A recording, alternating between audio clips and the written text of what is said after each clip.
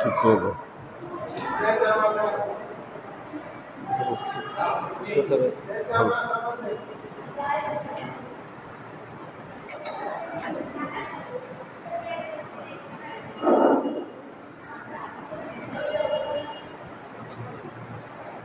السلام عليكم ورحمة الله وبركاته.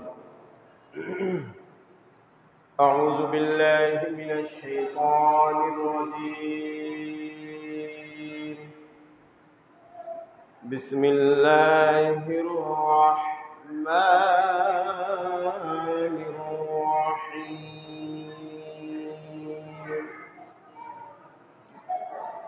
اللهم صل على سيدنا ومولانا ونبينا وشفيعنا محمد معدن الجود والكرم وعلى آله وأصحابه وبارك وسلم وعلى سيدنا غوث الأعظم وعلى ولده سيدنا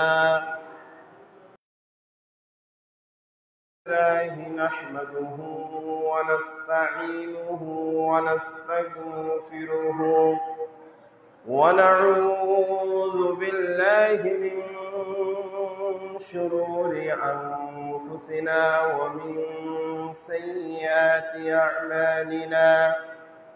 من يهده الله فلا مضل له ومن يضلله فلا هادي له. ونشهد أن لا إله إلا الله وحده لا شريك له. ونشهد أن سيدنا وسندنا وحبيبنا ومولانا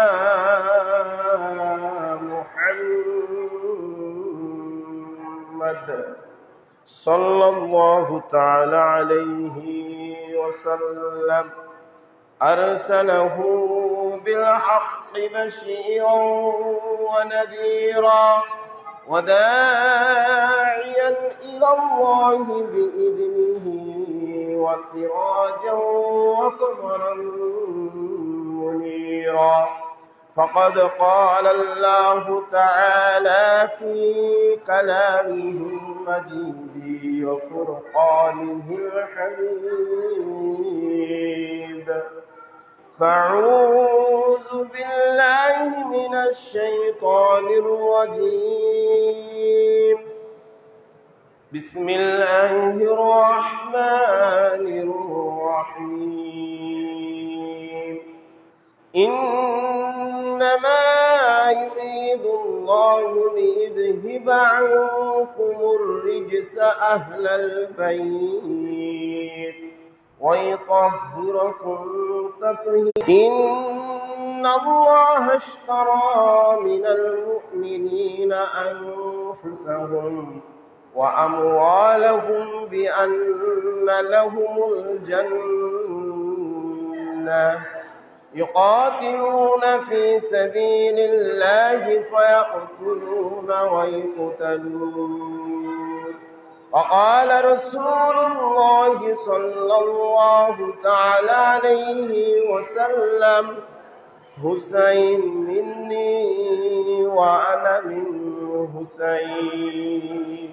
وقال رسول الله صلى الله تعالى عليه وسلم من كنت مولاه فهذا علي مولاه. بسم الله الرحمن الرحيم. إن الله وملائكته يصلون على النبي يا أيها الذين الذين آمنوا صلوا عليه وسلموا تسليما اللهم صل على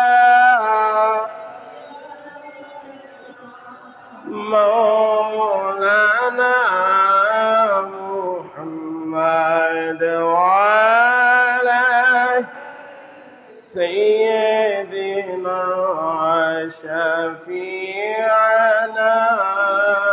محمد پیر پیران طریقت ہو پیمبر کی طرح रहबरों के तुम हो रहबर या अली मुर्तजा अल्लाहुम्मा सल्ली अला मौलाना मुहम्मद वाला सय्यदना शफीअना मुहम्मद आप मुर्शिद है हमारे पीर पीरा पीर है और पैगंबर है रहबर या अली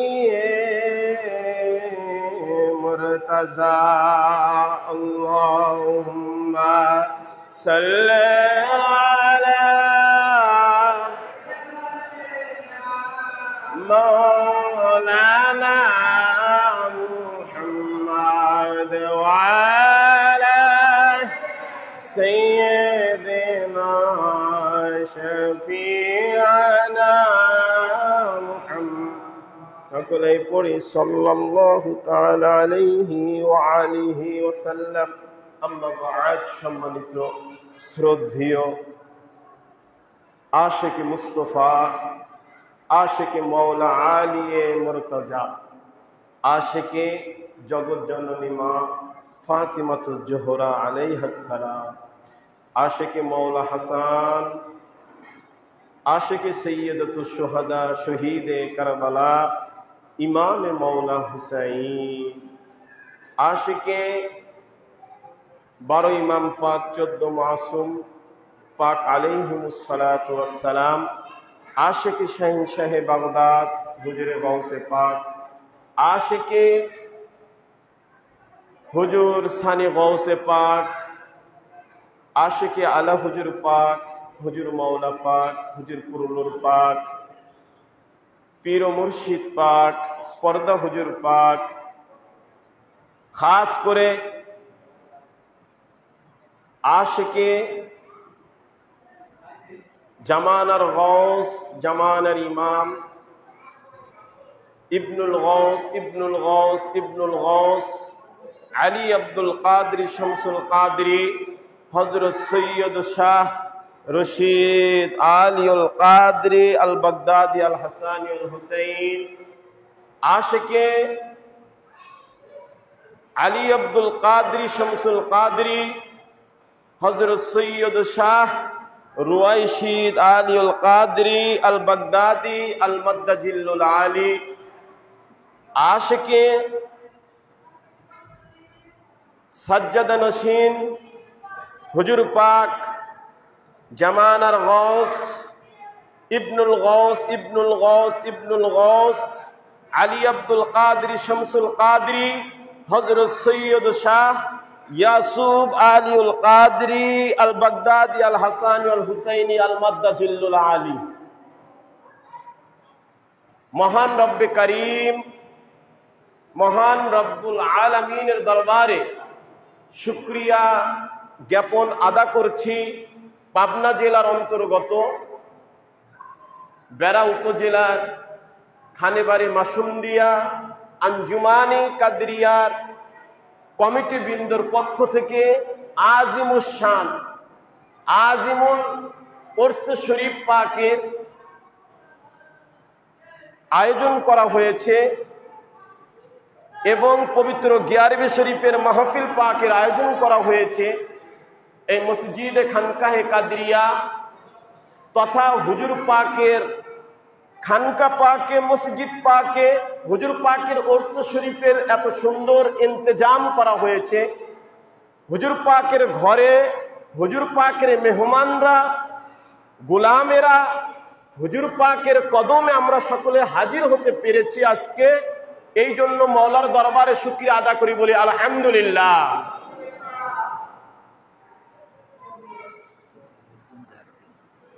যে মওলা পাক আমাকে আপনাকে উনার দয়ায় আমরা বেঁচে আছি, বলেন সুবহানাল্লাহ। সম্মানিত পীর ভাই, সম্মানিত পীর ভাই, শ্রদ্ধেয় পীর ভাই, আপনাদেরকে দয়া করে মেহেরবানি করে বলা হচ্ছে, আপনারা যাদের খানা হয়ে গিয়েছে খাওয়া, আপনারা দয়া করে খানকা পাকে প্রবেশ করুন। দেখেন আজকের এই সময়টা অত্যন্ত মূল্যবান, আজকের এই রাতটা মূল্যবান। যারা আমার হুজুর পাককে মহব্বত করি তাদের জন্য আজকের এই রাতটা খাস। আজকের এই রাতটা গুনাহ মাফের রাত।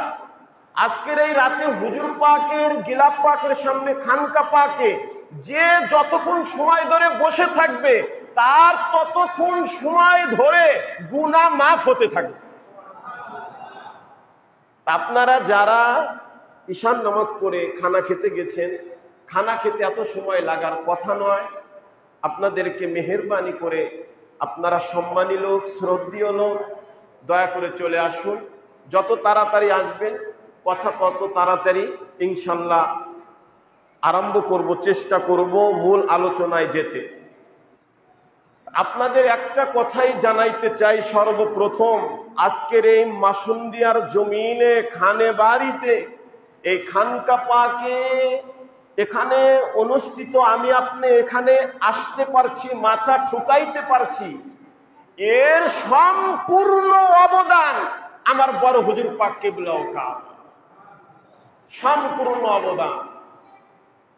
আমি যখন এখানে ছিলাম দায়িত্বরত, আপনাদের মুখ থেকে শুনেছি 12 বছর কান্না করার পর, কষ্ট সাধনার পর, ত্যাগ তিতিক্ষা ধৈর্যের পরীক্ষা, বাঁধ ভাঙা ধৈর্যের পরীক্ষা দেওয়ার পর মওলার হুকুম পাকে, মওলা রশিদ আলী আল কাদরির জবান পাকের এই মসজিদ পাক, বলেন সুবহানাল্লাহ, এবং খানকা পাক।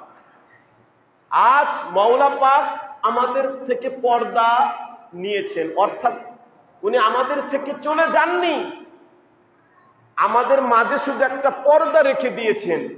সেই চোখ নাই বিধায় মওলাকে দেখতে পাচ্ছি না। যদি সেই চোখ থাকতো এখানে যে মওলা পাক আছে এটাও আমরা দেখতে পাইতাম, বলেন সুবহানাল্লাহ। কিন্তু উনি কি করেন জানেন? ওনারা আমাদের সামনে একটা পর্দা ফেলে দিয়ে যান, বিধায় আমরা পর্দার কি হয়ে যাই, পর্দা আমরা বলি যে আমাদের পর্দার আড়াল হয়ে গেছে আমাদের হুজুর পাক, আমাদের পর্দার আড়াল হয়ে গেছে আমাদের হুজুর পাক। এখন আজকের এই খানকা পাক, আজকের এই মাসুন্দিয়া জমিনে আমরা রাত জেগে উদযাপন করতে পারছি, এটা তো আমার হুজুর পাকের দয়া। যখন 2015 সালের 7ই সেপ্টেম্বর সোমবার ছিল, কি বার? সোমবার, আসর নামাজ, মওলা পাক তার ভাই এবং ছোট বাবু এবং ওনার লাখতে জিগার বেটাকে, বর্তমান মালিক পাককে পাঠিয়ে দিয়েছিলেন যে মাসুন্দিয়া খানকা পাক উদ্বোধন করে আসো, বলেন সুবহানাল্লাহ। আজও সেই তারিখ এবং নাম পাক নেম প্লেটে রয়েছে। আজ আমরা ধন্য, মাসুন্দিয়া জমিন ধন্য, এই খানে বাড়ি ধন্য যে মওলা পাক এটাকে কিয়ামত তাক পর্যন্ত জারি করে রেখে দিয়ে গেছেন, বলেন সুবহানাল্লাহ। আজ আফসোস লাগে আমি আপনি যারা এই দরবার পাকে এসে মাথা ঠুকে যাচ্ছি, অনেকেই ভাবছি যে আমার গুনাহ মাফ হবে কিনা, আমি কি উনাদের শাফায়াত পাবো কিনা, আমার হুজুর পাক আমাকে শাফায়াত করবেন কিনা। আপনার তাকওয়ার উপরে ডিপেন্ড করবে, আপনার আকীদার উপরে নির্ভর করবে হুজুর পাকের শাফায়াত। যার যার আকীদার উপরে, যার যার তাকওয়ার উপরে, যার যার মহব্বতের উপরে, যার যার ঈমানের উপরে নির্ভর করবে বড় মালিক পাকের শাফায়াত। কথা বুঝতেছেন? এখানে কোনো জাতি, ধর্ম, বর্ণ, দুনিয়ার কোনো সম্পর্ক না। এখানে হুজুর পাকদের মহব্বত আপনার ব্যক্তিগতভাবে, আপনার ভিতর থেকে, দিল থেকে হুজুর পাকের মহব্বত যে যতটুকু করবে সে ততটুকুই উনার দয়া পাবে। এটা হলো পরিষ্কার কথা। আজ আসেন, আজকে আমরা মেদিনীপুর দরবার পাকের লোক, আজকে আমরা হুসাইনি মুসলমান, আজকে আমরা তরিকা করি কাদরিয়া, আজকে আমরা দরবার মানি মেদিনীপুর দরবার, আজকে আমরা উনাদের সিলসিলা মানি আওলাদে রাসূল, আওলাদে গৌস, আওলাদে আলী। এটা হচ্ছে সবচাইতে বড় সর্বপ্রথম সার্টিফিকেট যে আমরা আওলাদে আলী পেয়েছি। বলেন সুবহানাল্লাহ। আওলাদে আলী পেয়েছি। আজকের এই দরবার শুধু বড় হুজুর পাক, ছোট হুজুর পাক, বর্তমান জামানার মালিক পাক উনাদের না, এই দরবার মওলা আলীর দরবার। এই ঘর মওলা আলীর ঘর, এই ঘর মা ফাতিমা তো জোহরার ঘর, এই ঘর মওলা হাসান এবং হুসাইনের ঘর, এই ঘর শাহিনশাহ বাগদাদ পাকের ঘর। বলেন সুবহানাল্লাহ। এই ঘর, এই ঘরের আমি ওয়াজ করব সূরা নূরের মধ্য দিয়ে যে ঘরের মর্যাদা আল্লাহ কি করেছে। তা আমি আপনি আজকের এই দামান ধরেছি, আমি আপনি আজ এই তরিকা ধরেছি কিসের জন্য বলেন তো? বলেন কিসের জন্য? দুনিয়ার সব তরিকা ছেড়ে, সব দল ছেড়ে এখানে এসেছি কেন? কারণ এখানে এসেছি আমরা ইহকাল এবং পরকালের নাজাতের জন্য। বলেন সুবহানাল্লাহ। বড় মালিক পাকের উনার ওরসে পাক একদিকে, আর একদিকে আজকে গিয়ারবি শরীফের রাত, আর একদিকে একদিন আগেই গত বুধবার ছোট মালিক পাকের লাখতে জিগার ইবনুল গৌস, ইবনুল গৌস, ইবনুল গৌস আলী আব্দুল কাদরি শামসুল কাদরি হযরত সৈয়দ শাহ রাশাদাত আলীউল কাদরি ওরফে সাবিউল হাসান পাকের 9 সফর উনার উরসে শরীফ উদযাপিত হয়েছে এবং বিভিন্ন খানকা পাকে মুখতাসার মাহফিল করা হয়েছে। জিনার উরসে শরীফ বাগদাদ শরীফে হয়। বলেন সুবহানাল্লাহ। কোসি শাহজাদা পাকের উরসে শরীফ কোথায় হয়? বাগদাদ শরীফে। মেদিনীপুর পাকে আমি ওনার থেকে আসি আলোচনায়। কোসি শাহজাদা পাকের বাল্যকাল থেকেই উনার শুধু নওহা পাক, দেওয়ান পাক, দুরুদ পাক এইগুলা শুধু পড়তে শুনতে ভালোবাসতেন। বলেন সুবহানাল্লাহ। উনি শুধু বাল্যকালে, আমার আপনার বাচ্চারা কি করে? খেলা করতে ভালোবাসে, মোবাইল টিপতে। এখনকার যুগে মোবাইল দিলে বাচ্চার কান্না বন্ধ হয়ে যায়। টিভির সুইচ দিলে, কার্টুন দিলে বাচ্চার কান্না বন্ধ হয়ে যায়। মোবাইলের গান চালায়া দিলে বাচ্চার কান্না, কথা বলে, বন্ধ হয়ে যায়। কিন্তু ছোট মালিক পাকের লাখতে জিগার দুনিয়ার কোন খায়েশ বাল্যকালে ওনার ছিল না। উনি বাল্যকালে বেসালে হক করেন, পর্দা নেন। উনি যখন অনেক খাদেম উনার কোলে নিয়েছেন, এখনো তারা আছেন, মুরব্বী হয়ে গেছেন। অনেক খাদেম এখনো আছেন, বর্তমান মালিক পাককেও কোলে নিয়েছে। কথা বলেন আছেন কিনা? পাবনাতেও আছেন, রাজবাড়িতেও আছেন, ঢাকাতেও আছেন, ইন্ডিয়াতেও আছেন। অনেক খাদেম এখন এমন বয়োজ্যেষ্ঠ হয়ে গেছে যে উনারা বর্তমান মালিক পাককে এবং কোসি শাহজাদা পাককে কোলে করে রেখেছেন। বলেন সুবহানাল্লাহ।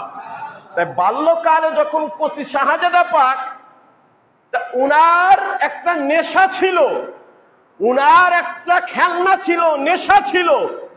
উনি যখন পীর ভাইরা যাইতেন 4 নম্বর পাকে, 6 নম্বর পাকে, উনি তখন বলতেন, ভাই দুরূদ পড়ো। বলেন সুবহানাল্লাহ। ভাই দুরূদ পড়ো না কেন? ভাই দেওয়ান পাক পড়ো, নওহা পাক পড়ো। উনি শুধু কান ফেলে নওহা পাক, দেওয়ান পাক এগুলো শুনতে চাইতেন। বলেন সুবহানাল্লাহ। তা উনি তো খুব ছোটবেলা বেচালে হক ফরমিয়েছেন, উনি অসুস্থ হয়ে গেলেন। তা খাদেমরা বড় মালিক পাককে আরজি করল, হুজুর পাক ছোট বাবু খুবই অসুস্থ, ওনার চেহারা দেখে বেয়াদবে মাফ করবেন, আমরা তো কোনো ধারণা করতে পারি না, ওনার চেহারা পাক দেখে, চেহারা মুবারক দেখে আমাদের অন্য কিছু মনে হচ্ছে। মানুষ যখন দুনিয়া থেকে চলে যান তাদের কিন্তু চেহারার মধ্যে কিছু, যারা কাছে থাকেন, কিছু উপলব্ধি করতে পারেন কিনা। যখন হুজুর পাকের কাছে আরজি করা হলো বড় মালিক পাকের কাছে, উনি এবং এও কিছু কিছু খাদেম এও বলে আরজি করলো যে মাওলা আপনি তো অনেক মানুষকে মৃত্যু থেকে হায়াত দিয়ে জীবিত করেছেন। বলেন সুবহানাল্লাহ। জীবিত করেন নাই বড় মালিক? ওনার কারামত পাকে আসবো, আলোচনায় আসবো। আপনি মাওলা এই লাখতে জিগার ছোট বাবুকে, কচি শাহজাদা পাককে আপনি হায়াত দিয়ে জীবিত দেন, জীবিত করে রাখেন।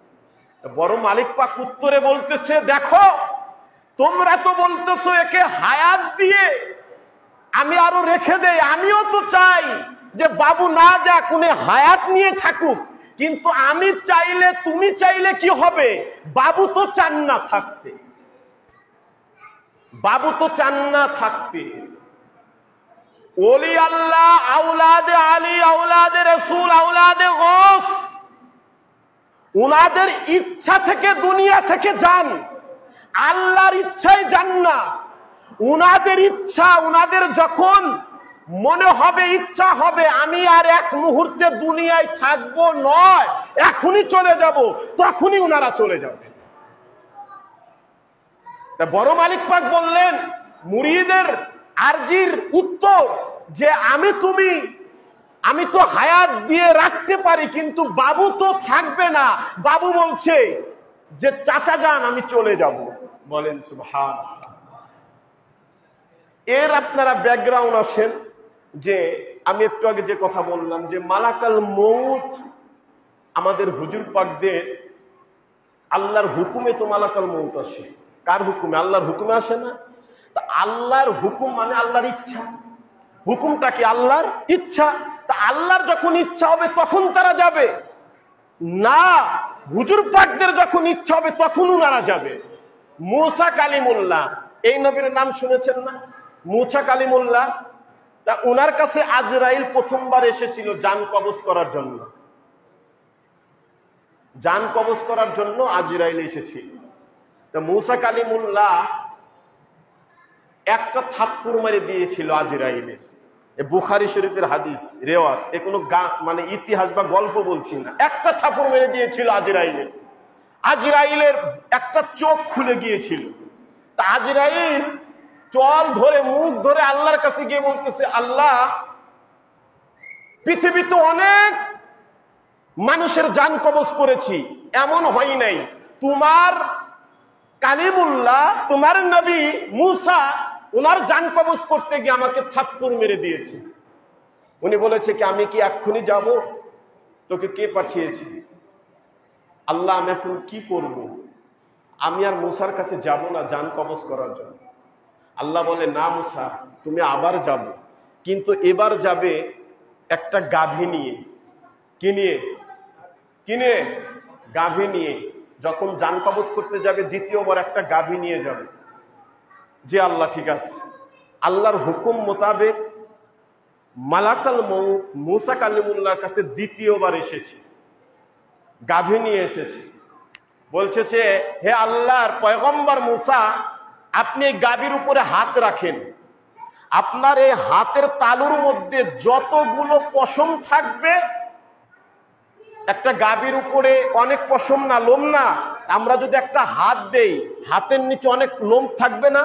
তা বলে যে যত লোম থাকবে, আল্লাহ পাক বলেছে যে মুসা নবীর হাত দিতে বলো গাভীর উপরে, হাতের নিচে যত লোম থাকবে এক একটা লোম গুনে গুনে, এক একটা লোমের বিনিময়ে মুসা নবীকে 1000 বছর করে হায়াত দেয়া হবে। 1000 বছর করে হায়াত দেয়া হবে। যখন মুসা নবীকে এটা বলা হলো, মুসা নবী বলল, না মালাকাল মউত, আমি 1,00,000 বছর দুনিয়ায় থাকতে চাই না, আমার গাভীর উপরে হাত দিতে হবে না, আমি এখন ইচ্ছা পোষণ করছি, আমাকে আল্লাহর রাহে নিয়ে যাও, আমি চলে যেতে চাই। তখন আজরাইল মালাকাল মউত মুসা কালিমুল্লাহকে জান কবজ করলেন এবং পরকালে নিয়ে গেলেন। প্রথমবার মুসার ইচ্ছা ছিল না, আল্লাহর হুকুমের ইচ্ছা ছিল। আল্লাহ এটাই বুঝাইলেন যে পয়গম্বর, আওলাদে রাসূল, আওলাদে আলী, আওলাদে গৌস, নবীর ঘরওয়ালারা আমার হুকুমে নয়, আমার ইচ্ছাতে নয়, যখন তাদের ইচ্ছা হবে তখন তারা দুনিয়া থেকে আসবে। বলেন সুবহানাল্লাহ। এবার আসেন, আমি অন্যদিকে আলোচনা না গিয়ে মূল আলোচনার দিকে যাই। আমাদের বড় মালিক পাক, যিনাকে আমরা সবাই দেখেছি, এখানে যারা আছি, এখানে না শুধু বাংলাদেশে 90% মুরিদ আমার আকা মাওলাকে দেখেছি। বলেন সুবহানাল্লাহ। এবং এমন কোন মুরিদ নাই, আমার বড় মালিক পাকের সবচেয়ে বড় কারামত পাক, এমন কোন মুরিদ নাই আমার বড় মালিক পাকের কাছ থেকে কিছু পাই নাই। ঠিক কিনা? কথা বলেন ঠিক কিনা? প্রত্যেক যদি 1 কোটি মুরিদ থাকে, 1 কোটি মুরিদকে জিজ্ঞেস করবেন, প্রত্যেকেই বলবে, হ্যাঁ আমি আমার বড় মালিক পাকের কাছ থেকে কিছু না কিছু পেয়েছি। বলেন সুবহানাল্লাহ। এখন সে কি পেয়েছে, আপনি কি পেয়েছেন, আমি কি পেয়েছি, এটা আমি জানি। এটা কেউ প্রকাশ করে, কেউ প্রকাশ, কথা বলেন, কেউ প্রকাশ করে না। আসেন, আমার আকা মাওলা রাসূলে পাকের 35তম বংশধর ছিলেন, আর হুজুরে গাউসে পাকের 23তম বংশধর ছিলেন। ওনার একটা লকব ছিল মাসুম। বলেন সুবহানাল্লাহ। আমার হুজুর পাকের দেখতে একজন বেতরিকার লোক, অন্য তরিকার লোক, তাকেও প্রশ্ন করবেন, আমাদের তরিকতের সিস্টেম কি জানেন? তোমার মুরিদ হওয়া লাগবে না ভাই, তুমি আমার সাথে আসো, তুমি হুজুর পাকের দেখবে, আমাদের পীরকে দেখবে, আমাদের হুজুর পাককে দেখবে, চলো। বা দৌলতদিয়া পাকে এসেছে চলো, রাজবাড়িতে এসেছে চলো, 4 নম্বরে চলো, ঢাকাতে চলো। উনার দেখার পরে জিজ্ঞেস করবেন, ভাই আপনি কি দেখলেন? উনি বলবেন, না, উনার চেহারা দেখে বুঝলাম উনি একজন খাস আল্লাহর ওলি। বলেন সুবহানাল্লাহ। হাদিস শরীফে এটাই এসেছে, দুনিয়াতে যাদের দেখলে আল্লাহর কথা মনে পড়ে, যাদের দেখলে ওলি মনে হয়, তাদের কথা শোনা লাগে না, যাদের চেহারা দেখলেই মনে হয় এরা আল্লাহর ওলি, তোমরা সাক্ষ্য দাও নিঃসন্দেহে এরা আল্লাহর ওলি।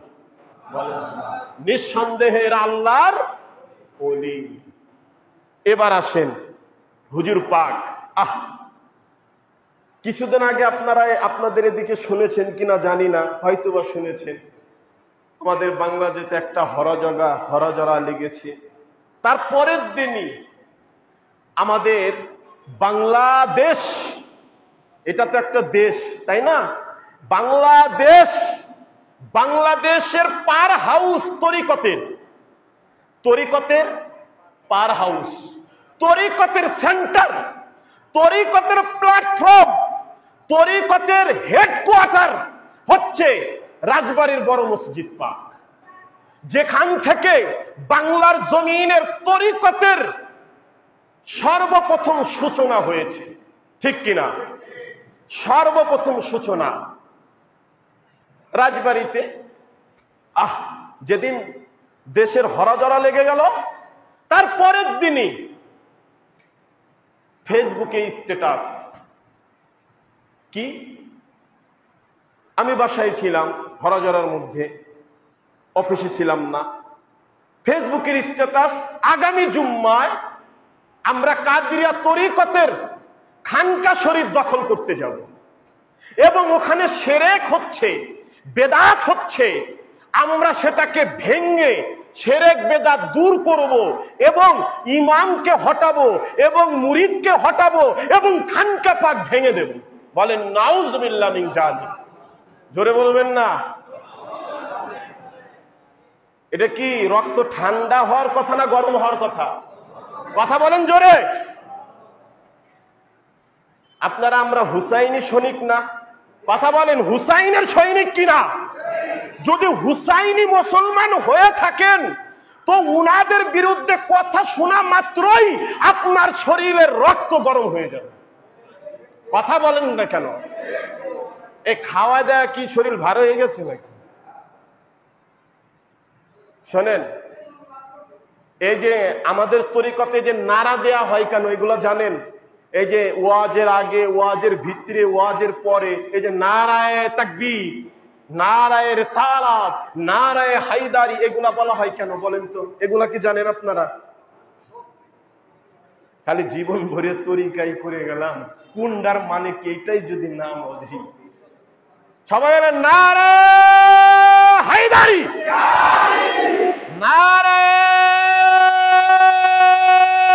হায়দারি, নারায়ে হায়দারি। এটার নাম হচ্ছে নারা। এটার নাম কি? কথা বলেন। এটার নাম কি? নারা। এই নারা দিলে আপনার ইমানে নারা লাগবে, এই নারা দিলে আপনার কলবের মধ্যে নারা লাগবে। বলেন সুবহানাল্লাহ। এবং নারায়ে হায়দারি বললে, ইয়া আলী বললে, হাত তুললে এটা সুন্নাতে রাসূলুল্লাহ হবে। এই জন্য ওয়াহাবীদের প্রথম ফতোয়াই যে ইয়া রাসূলুল্লাহ বলা যাবে, ইয়া আলী বলা যাবে। কারণ কি জানেন? গাদিরে খুমে আল্লাহর রাসূল যখন ভাষণ দিয়েছিল, মান কুনতু মাওলাহু ফাহাযা আলিয়্যুন মাওলা, উনি মাওলা আলীর কি ধরেছিল? কথা বলেন, কি বলেছিল? হাত ধরে বলেছিল, আমি যার যার মাওলা দেখে নাও, চিনে নাও, শুনে নাও। কেন উনি মুখ দিয়ে বললে হতো না? হাত কেন উঠাইলেন? কথা বলেন, হাত কেন উঠাইলেন? উনি মুখ দিয়ে বললেও তো হতো আজকে থেকে আলী তোমাদের মাওলা। উনি মুখ দিয়ে শুধু বলেন নাই, উনি হাত তুলে দেখাই দিয়ে গেছেন যে কিয়ামত তাক পর্যন্ত আলীর নাম যেখানে হবে তোমরা দুই হাত তুলে দেখাই দেবে তোমরা আলীওয়ালা মুসলমান। বলেন সুবহানাল্লাহ। তোমরা আলীওয়ালা, তোমরা আলীওয়ালা, তোমরা হায়দারির দলের লোক, তোমরা আলীর দলের লোক, তোমরা মাওলার দলের লোক, তোমরা হুসাইনের দলের। বলেন সুবহানাল্লাহ। যখন বড় মসজিদ পাকে স্ট্যাটাস আসলো আমরা আগামী জুম্মায় যাব, সরকার পতন হলো সোমবার। কি বার? 5ই আগস্ট সোমবারে বেলা 1টা থেকে 2টার মধ্যে সরকার পতন হয়ে গেল। আর পরের দিনেই মঙ্গলবার 1টার মধ্যে স্ট্যাটাস চলে আসলো বড় মসজিদ দখল করুন। দেখেন আমাদের মাথা ঘুরে গেল। এখন আমরা কি ঘরে বসে থাকবো? ভয়ে থাকবো? ভাই আমি এখানে থেকে বলেছিলাম ইমানের পরীক্ষায় এক জিনিস, আর এখনকার জামানায় চলবে তরিকতের মুরিদদের পরীক্ষা। শুরু হয়ে গেছে, রেডি হয়ে যান। মুরিদ কার মধ্যে কি, কার কেমন মুরিদের জোর এখন দেখা যাবে। কারণ পৃথিবীতে এখন না, শুধু আমি আলোচনায় বুঝবেন, যখন এই স্ট্যাটাস দিল যে আগামী জুম্মায় আমরা বড় মসজিদ দখল করতে যাব, কাদরিয়া তরিকতের হেড অফ ডিপার্টমেন্ট, খুব খেয়াল করে শুনেন, অনেকে আপনারা একটু একটু শুনেছেন, পাবনা থেকে আমার কাছে ফোন গেছে, হাফেজ সাহেব আমাদের নাকি খানকা ভেঙে ফেলবে। তার আগে স্ট্যাটাস আসছে বাংলাদেশে অনেক মাজার ভাঙা হচ্ছে, আমাদের সাধারণ পীর ভাইরা আরো ভয় পেয়ে গেছে যে আমাদের খানকা ভেঙে ফেলবে। তখন আমাদেরকে ডাকা হলো রাজবাড়ির পীর ভাই, যারা মেন পরিচিত কিছু পীর ভাইদেরকে। অনেক আমরা পীর ভাই জমাত হলাম। মঙ্গলবার এই কথা, বুধবারে আমাদের মিটিং ডাকা হলো বড় মসজিদ পাকে। আমরা চলে গেলাম। মওলার কি খেলা, ওখানে গিয়ে শুনতে পাইলাম মওলার প্রথম কারামত পাকি। যে ব্যক্তি মুনাফিক, যারও যদি এই মানে উস্কানিমূলক স্ট্যাটাস দিয়েছে এবং বলেছে দখল করব, দেখেন মওলার খেলা কারামত। ঢাকা হসপিটালে ওর সন্তান, যেদিন স্ট্যাটাস দিছে তার পরের দিন ওর সন্তান মারা গেছে। ওর নাম ওসামা। নাম কি আপনাদেরও জানা থাকা দরকার। কি নাম? কি নাম? ওসামা। সে রাজবাড়িতে শহর কেন্দ্রিক এক ওয়াহাবি মসজিদে এসে জুম্মার খুতবা দিত। আমরা স্লোগান নিয়ে গেলাম, এই নাপাকে যদি মুসলমান, ওর কলিজার সাহস কি হলো, জাতি ধর্ম বর্ণ নির্বিশেষে হচ্ছে আহলে বাইত। বলেন সুবহানাল্লাহ। আমার হুজুর পাক কি কোনো দল করে? কথা বলেন জোরে, আমার হুজুর পাক কোনো দল করে?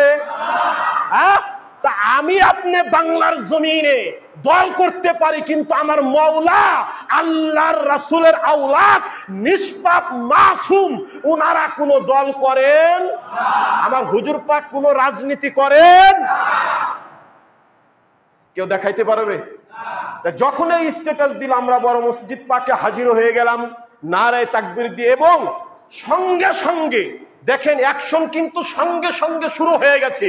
ওদিক দিয়ে হুজুর পাকের কারামত পাক, এদিক দিয়ে আমাদের খেলা। ওর যেখানে পাবে ধরে নিয়ে আসবে ওসামাকে এবং ওর চেলাকে, বিচার করা হবে। তা যখন আমরা মিটিং এ বসলাম, বলল এই হরা জরাতে আমরা তো কারো কাছে যেতে পারবো না। তখন কোনো প্রশাসন নাই, আমরা থানায় গেলেও কাজ হবে না। দেখেন কি একটা সময়, ওরা কখন আক্রমণ করেছে আপনি কি জানেন? খানায় কাবাকেও আক্রমণ করা হয়েছিল। ইসলাম কাবা শরীফকেও আক্রমণ করতে যাওয়া হয়েছিল, মাত্র আবাবিল পাখি দ্বারা আল্লাহ কাবার ইজ্জতকে রক্ষা করেছিল। তখন কোন দুনিয়ার এত মুসলমান ছিল? তখন দাদা আব্দুল মুত্তালিব খানায় কাবার মুআল্লিম ছিলেন। এগুলো আপনাদের জানা দরকার আছে, আছে কিনা? এগুলা কেন আলোচনা করতেছে আজকে হুজুর পাকের ওরসে পাকে, এগুলো আমার পীর ভাই হিসেবে আপনাদের জানা জরুরি কর্তব্য।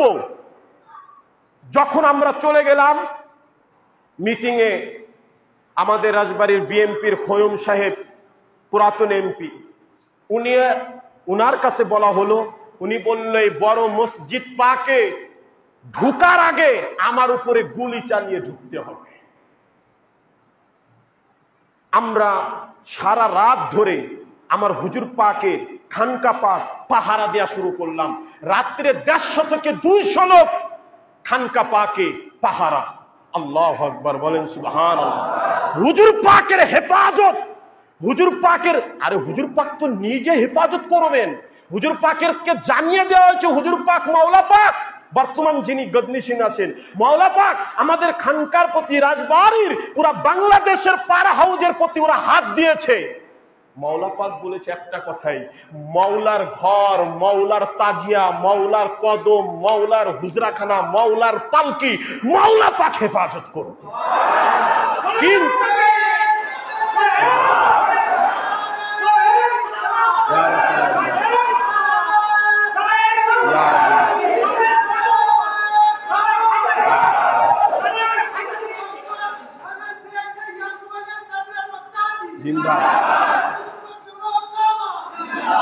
আপনাদেরকে আমি এই জন্য এখানে জানিয়ে দিতে চাই, নেক্সট প্রজন্ম, নেক্সট এই আপনারা গ্রামের মধ্যে যতই থাকেন, এ যদি মুসলমান, ওরা এখন জাগিয়ে যাবে।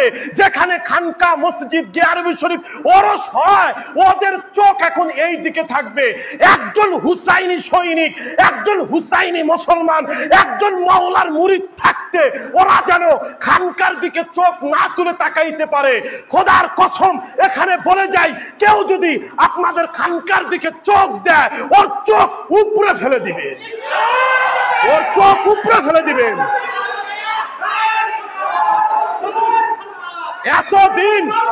এতদিন বাংলার জমিন আহলে সুন্নাত ওয়াল জামাত আওলাদে রাসূলের জমিন এই দেশ স্বাধীন হয়েছে আমার হুজুর পাকের কদম পাকের উসিলায়।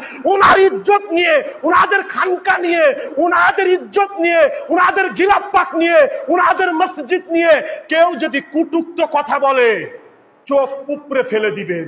কারণ কোন ইয়াজিদকে এই সীমানায় ঢুকতে দিবেন। তার জন্য যদি জীবনও দিতে, কথা বলেন, জীবন দিতে পারবেন কিনা? জীবন দিতে পারবেন কিনা? আমাদের হুসাইন মাওলা উনি জীবন দিয়ে দেখাই দিয়ে গেছে। মাওলা হুসাইন কি বলেছিলেন জানেন সেদিন? আল্লাহ মাওলা রাব্বে কারিম, যত জুলুম আছে আজকে আমাকে দাও, যত অত্যাচার আছে আজকে আমাকে করো, যত পিপাসা আছে আজকে হুসাইনের পিপাসা দাও, যত রক্ত ঝরানোর দরকার আজকে হুসাইনের দেহ থেকে ঝরাও, যত ক্ষুধার্ত হওয়া দরকার হুসাইন থেকে ক্ষুধার্ত নাও।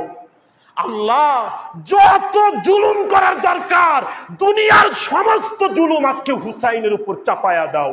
আমি হুসাইন জুলুম নিতে রাজি, পিপাসা নিতে রাজি, ক্ষুধা থাকতে রাজি, সব কিছুর বিনিময়ে শুধু আমার নানার উম্মতকে তুমি বাঁচাইয়া দাও, আমার নানার উম্মতকে তুমি নাজাত দাও।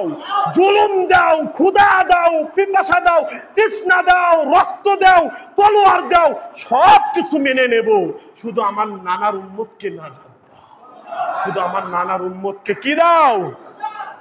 যখন বড় মসজিদ পাকে আমাদের 150 লোক ডাকা হলো, প্রথমে আপনাদের সব খানকা পাকের কমিটির লোক ডাকা হয়েছিল, পরে আবার এটা ফোন করে নিষেধ করা হয়। তা আমরা যখন হাজির হলাম, আজও অবধি খানকা শরীফ পাহারা চলতেছে, আজও অবধি, এবং চলতে থাকবে। শিফট করে দেয়া হয়েছে। আপনারা দরকার হয় যে জামানা খানকার সামনে সিসি ক্যামেরা লাগাবেন, ওরা কিন্তু এখন সুযোগ পেয়ে গেছে। ওরা কিন্তু কি পেয়ে গেছে? সুযোগ পেয়ে গেছে। শত্রুকে কখনো ছোট করে দেখবেন না। এতদিন ওরা কিছু করতে পারে নাই, এখন চেষ্টা করবে খানকাগুলোয় হরা জরা লাগাইতে। ওরা রাজধানীতে পারে নাই, ওরা শহরে পারে নাই, ওরা গ্রামেও ঢুকতে পারে। গ্রামে আছে কিনা? কথা বলেন, আছে কিনা? তা আমরা চাইবো। তাই যখন ওই উসামা খবর আসলো ওর সন্তান মারা গেছে, তখন সে বলল যে না, আমরা আর যাব না, আমরা আর বড় মসজিদে শুক্রবারে নামাজে যাব না। আসলে এটা করতে চাইনি। বড় মসজিদে শুক্রবারে থমথম ভাত ছিল, সেনাবাহিনী ছিল, মানুষ ছিল, বড়পুল থেকে বাজার পর্যন্ত, এবং মসজিদ পাকের পিছনে আমাদের পাহারা, সিভিলে পাহারা ছিল, ওরা টহল দিয়েছিল ঢোকার জন্য। পরে খবর হয়েছে, বলেছে সম্ভব না।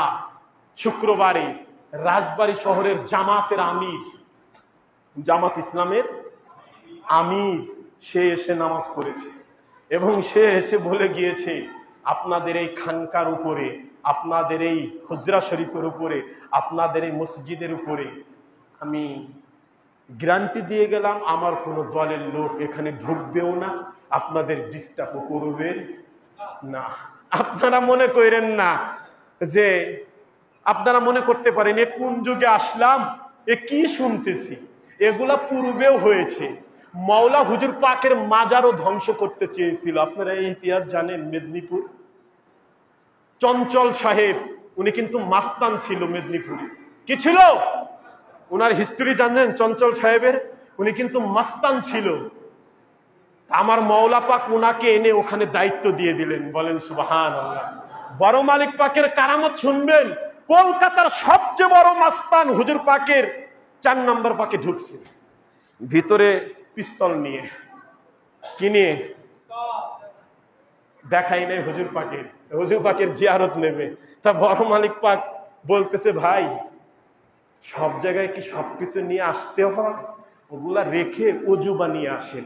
মুস্তান কাঁপা শুরু করছে। আরে উনি জানলো কিভাবে আমার কোমরে পিস্তল? আল্লাহু আকবার। আরে যে কায়নাতের খবর রেখেছে আমার বড় মালিক, উনার এত কারামত পাক, ছোট মালিক পাক বড় মালিক পাককে সম্বোধন করে বলেছেন, বাবার পীর আমি দেখেছি, বাবা পীরগিরি কেমন করে করেছে। দাদার পীরগিরি আমি ছোট হুজুর পাক দেখেছি, দাদা কিভাবে পীরগিরি করেছে। দাদার পীরগিরি, বাবার পীরগিরি, অর্থাৎ পীর ও মুর্শিদ পাক, হুজুর পুন্নুর পাক, পর্দা হুজুর পাক, যে উনাদের পীরগিরি আমি দেখেছি।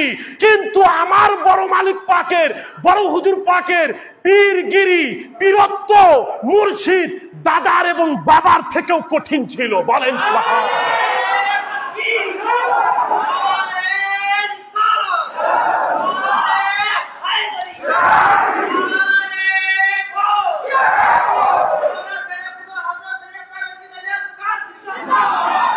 বড় মালিক পাক মজলিস পাক করতেন, লাস্টের দিকে উনি হাজির হতে পারতেন না অসুস্থতার কারণে। ওনার হায়াত পাকে ইমাম পাকের মজলিস পাক 4 নম্বর পাকের মধ্যে উনি নিজে আরম্ভ করতেন। বলেন সুবহানাল্লাহ। এবং নিজে প্রতিদিন মুনাজাত করে শেষ করতেন। উনি ইমাম পাকের মজলিস শুরু হলে কোনো কথা বলতেন, উনি ইশারা করে বলে দিতেন, তুমি পড়ো, তুমি পড়ো, তুমি পড়ো, আঙুলের ইশারা দিতেন।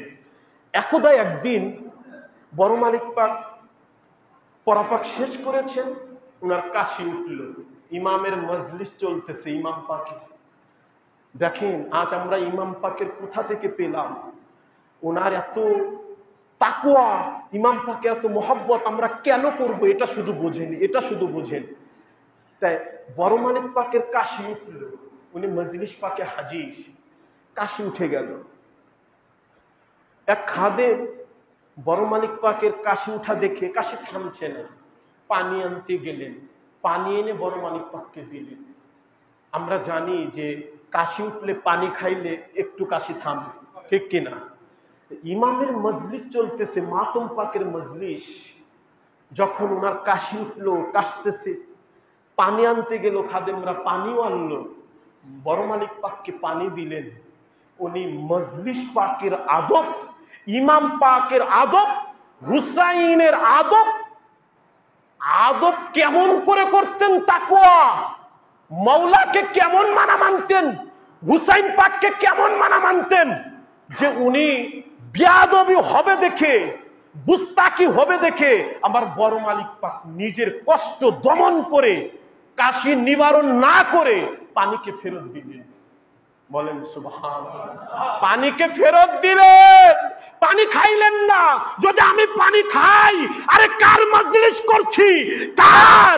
উনি তো আজকে বিনা পানিতে, পিপাসা অবস্থায়, মাজলুম অবস্থায়, মুসাফির অবস্থায় কারবালার জমিনে শাহাদাতের পিয়ালা পান করার জন্য অপেক্ষা করছি। আমি কেমন করে পানি খাবো? আমার হুসাইন তো, আমার মওলা তো আজকে পিপাসা অবস্থায় রাত কাটাচ্ছে, দিন কাটাচ্ছে, সময় কাটাচ্ছে। উনি পানি ফেরত দিলেন।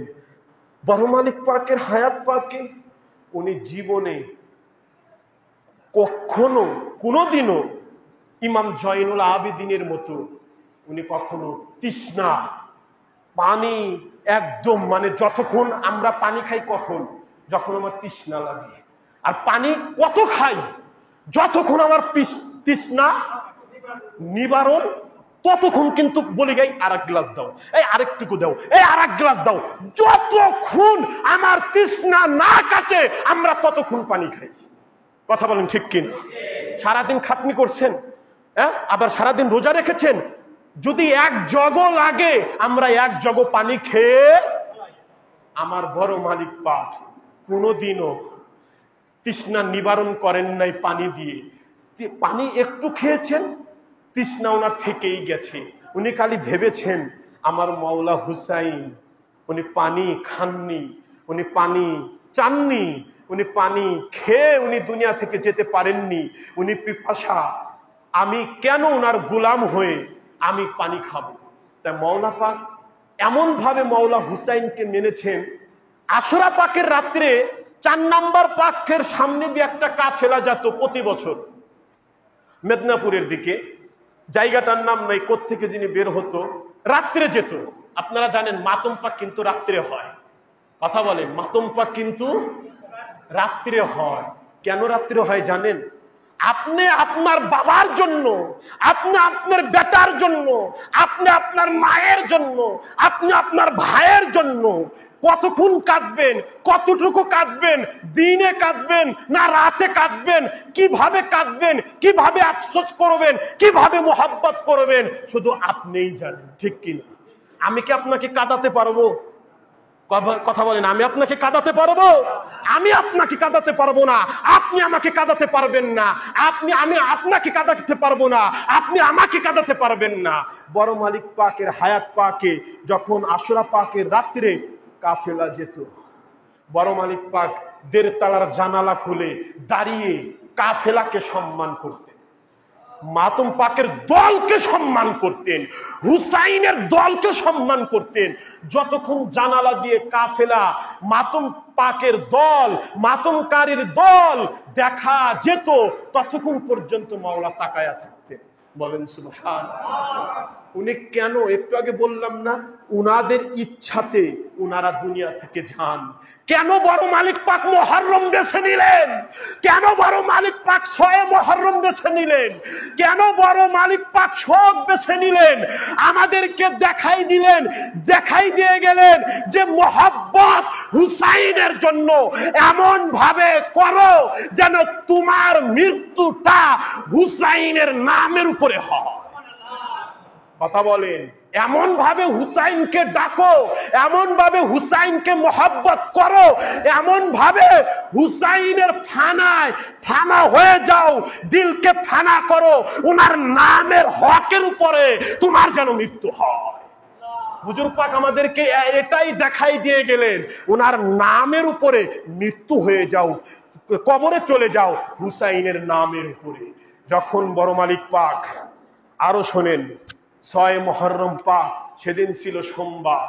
কি বার ছিল? আকাশ মেঘাচ্ছন্ন ছিল, ভুলে গেছেন আপনারা? টপ টপ বাংলাদেশে বৃষ্টি হচ্ছিল, সময় ছিল আসরের রক্ত ৪:৫৫।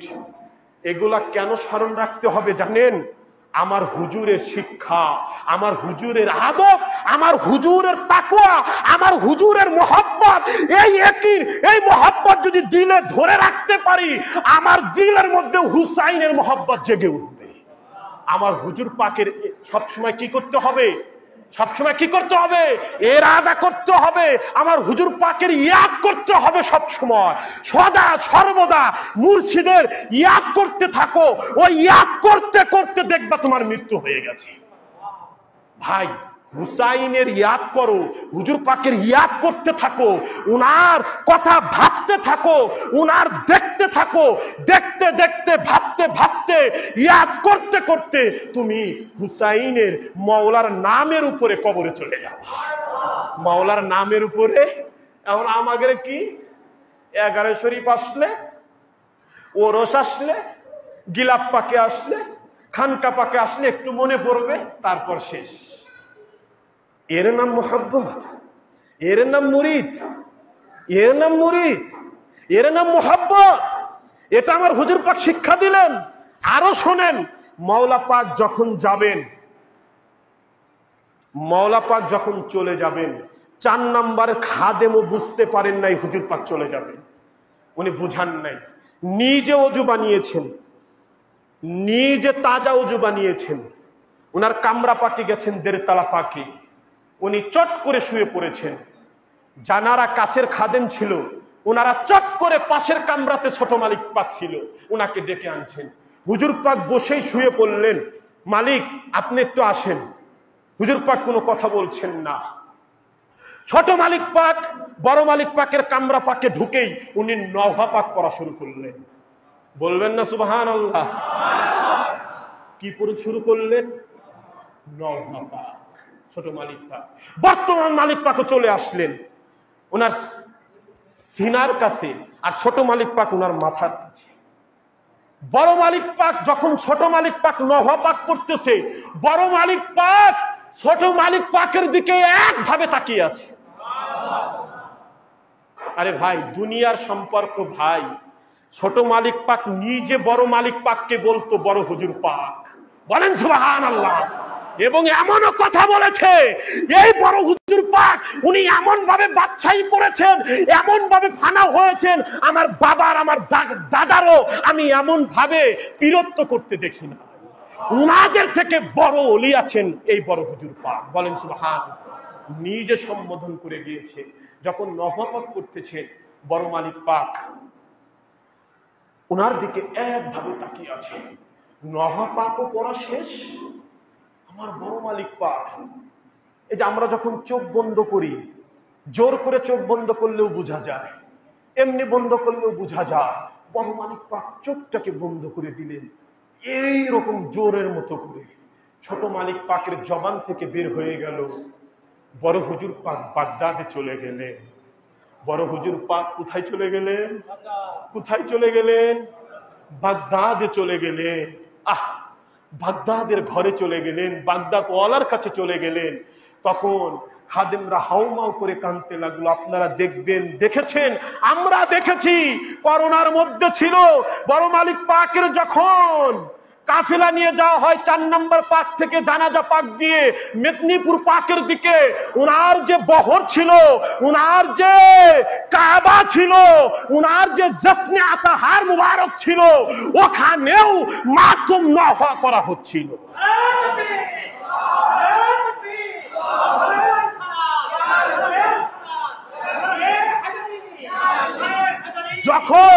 যখন মেদিনীপুর পাকে নিয়ে যাওয়া হয়েছে, উনার মেদিনীপুর পাকে মৌলার রওজার সামনে জানাজা পাক দেওয়া হলো। জানাজা পাক শেষ, নওয়া পাক শুরু। শুধু ওখানেই শেষ নয়, যে খাদেম পাকরা, হুজুর পাকরা উনার রওজার কাছে ছিলেন, যখন উনার দেহ জিসনে আতাহারকে রওজা পাকে রাখা হচ্ছিল, উনাদের জবান পাকের বর্ণনা যখন মালিক পাককে রাখা হয়, তখনও আমরা ইমামের নওহা মাওলা হুসাইনের মাতম করতে করতে আমার মাওলার দেহকে আমার মাওলার রওজাতে রাখা হয়েছে। এটাই সাবেত করে যায় মাওলা পাক, এটাই শিক্ষা দিয়ে যায় উনার মুরিদকে, মাতম করো, হুসাইন করো, কারবালা করো, নওহা করো, এমন ভাবে করো তোমার যখন কবরে রাখবে তখনও যেন তোমার পাশের লোক নওহা করতে করতে তোমার দেহটাকে কবরে রাখে, হুসাইনের নামের উপরে রাখে, হুসাইনের নামের উপরে যাও, হুসাইনের নামে কবরে যাও। দিন হুসাইন, কাবা হুসাইন, ধর্ম হুসাইন, হুসাইনই সব, হুসাইনের নামে ফানা হয়ে কবরে যাও। এবার আসেন বড় মালিক পাককে, এই দরবার পাককে, এই মার্চিয়া মাতুম পাককে উনি কেন বেছে নিলেন? মুহররম কেন বেছে নিলেন? ওরস শরীফ এটা একটা আনন্দ না মুরিদের জন্য? কথা বলেন। ওরস মানে কিন্তু মিলন। ওরস মানে কি? মিলন। ওনারা যখন হায়াত থেকে পর্দা নেন, দুনিয়া থেকে আল্লাহর সাথে মিলন করেন। বলেন সুবহানাল্লাহ।